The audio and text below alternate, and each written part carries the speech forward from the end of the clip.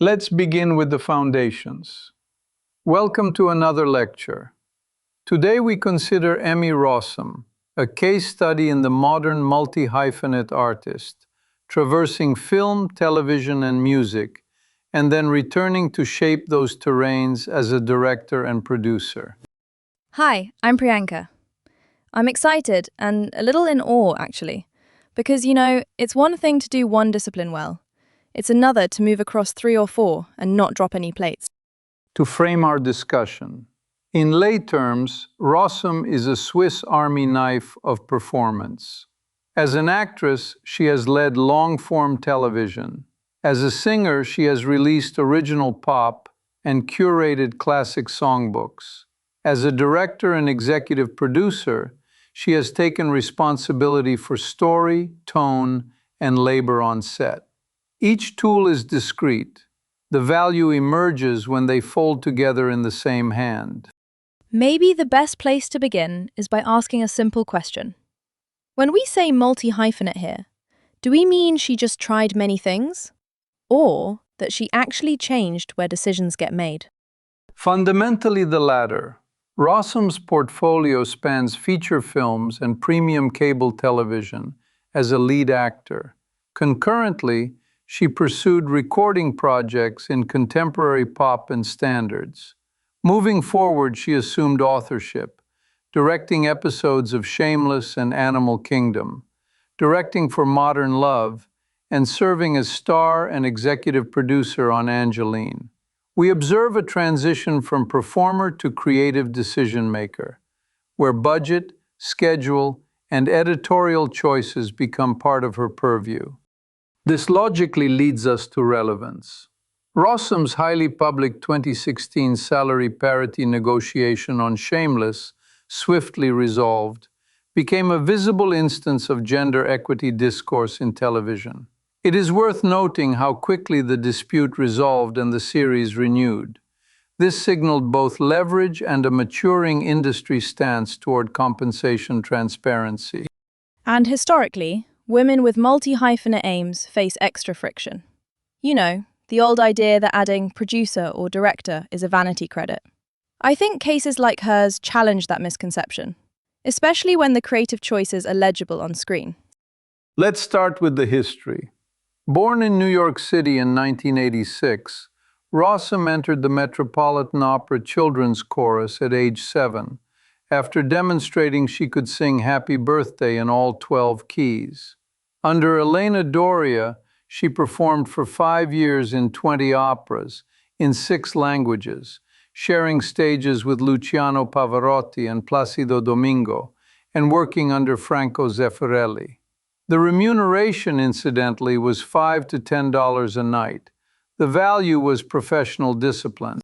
So moving on. From there to screen.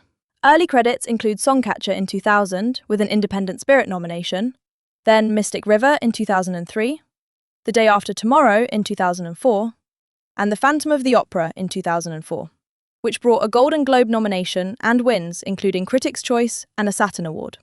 Later, she anchored Shameless from 2011 to 2019 as Fiona Gallagher, also directing episodes.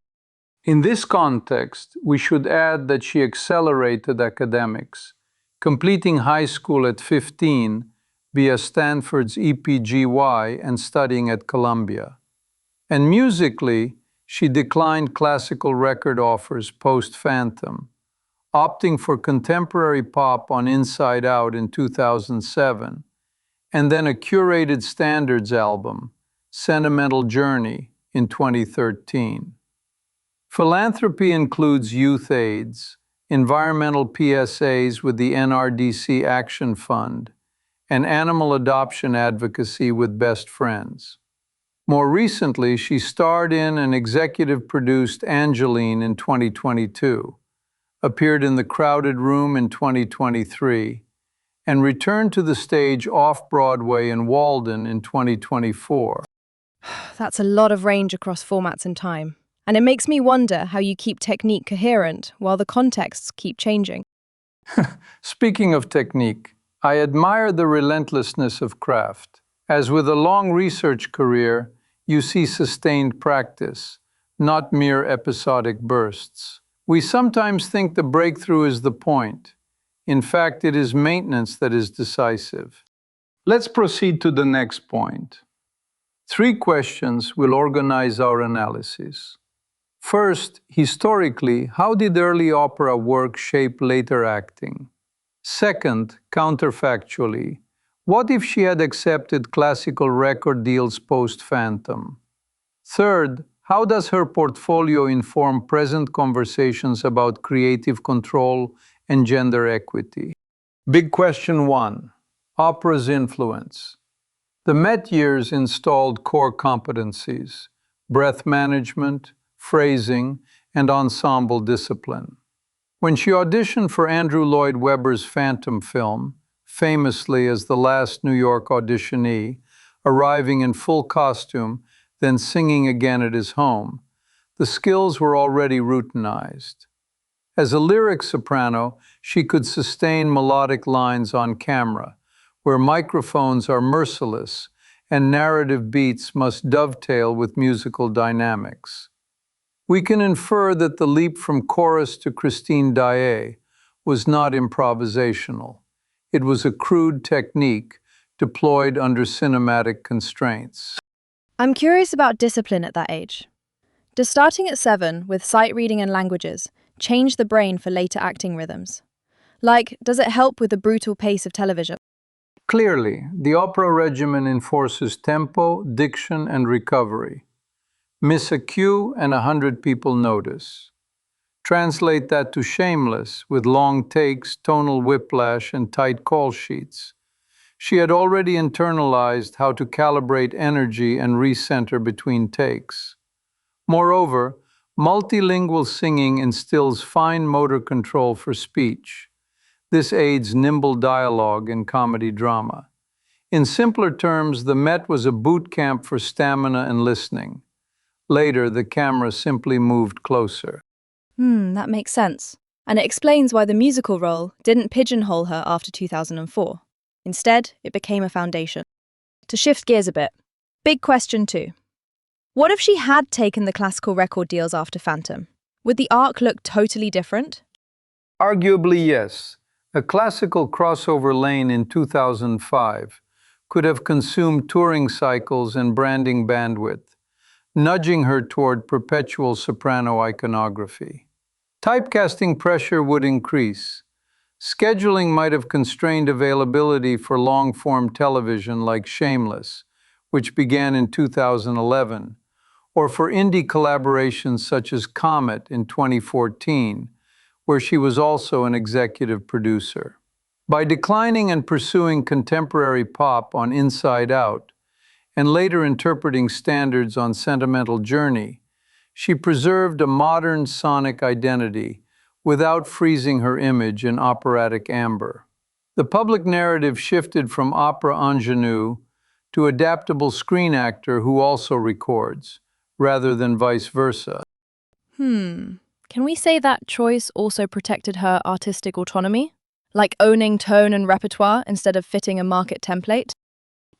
It's crucial to understand that autonomy compounds. Choosing contemporary pop and later a curated songbook allowed authorship over material selection and collaborators, aligning with later behind-camera agency. We observed the same impulse in producing Comet and in co-creating the contours of Angeline. In each case, the artist sets the brief rather than merely fulfilling it. Building on that, big question 3. Today's influence. How much do her parity advocacy and creative leadership feed into wider trends we see, like more women directing and more transparency on pay?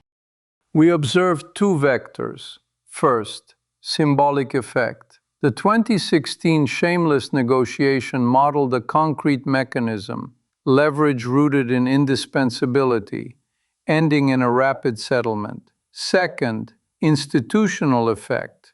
Her directing on Shameless and Animal Kingdom, then Modern Love, and her executive producing and starring in Angeline present a pipeline example. Acting authority seated behind the camera trust.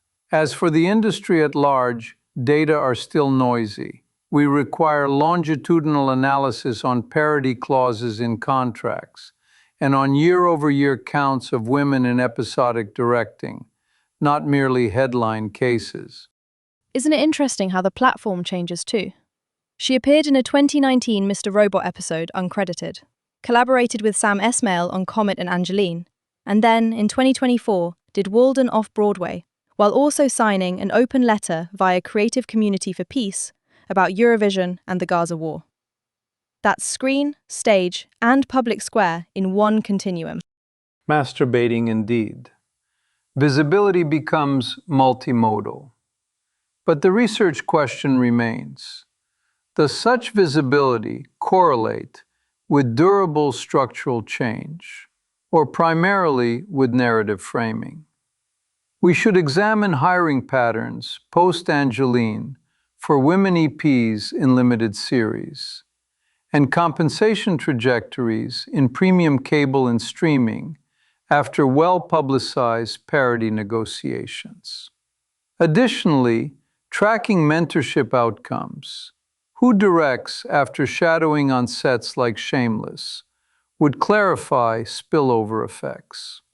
So, I guess we can start by thinking about the human layer too. She's been open about celiac disease and ADHD and still maintains demanding schedules. That normalizes accommodations in high-pressure creative work. It's a small but real cultural signal. Yes, to some extent that public candor expands the feasible set for others. It complements the on-set leadership narrative by acknowledging constraints alongside achievement. So, I guess that kind of sums it up. She's an actress, singer, director, and producer, multi-hyphenate in the fullest sense. To summarize, we examined 3 questions. Historically, opera inculcated technique and discipline that powered Phantom and sustained television leadership.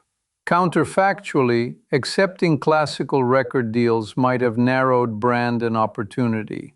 Declining preserved flexibility. Presently, her advocacy and authorship contribute to evolving norms on pay equity and creative control, though longitudinal evidence remains a necessary next step. For further study, consider the broader evolution of multi-hyphenate careers in entertainment and the institutional conditions that enable or impede them. Thank you for listening. This was thoughtful to think through, actually. This concludes our lecture for today. Be well. Until next time.